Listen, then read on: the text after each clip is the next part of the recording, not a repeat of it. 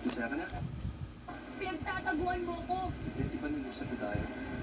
More than anything, friends tayo. Walang expectations para kahit ano mangyari. Di ba?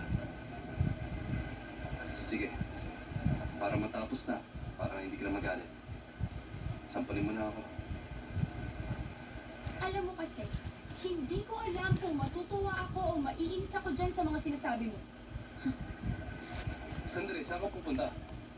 Next time na manguto ka ng babae, siguraduhin mo maganda yung alibay mo. Alam mo kung di ka nagwapo, tinanggap ko yung call na sa pakengke. Pero okay lang. Thanks, but no thanks.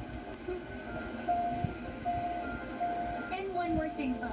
Kung pinagyaya mo may kagapuhan mo, tandaan mo mas maraming swapo sa'yo dyan. At yung maraming yun, hindi na nila kinakailangan pagsiksikan ng sarili nila sa MRT at sumabit na parang chombos istibo ng jeep at bus.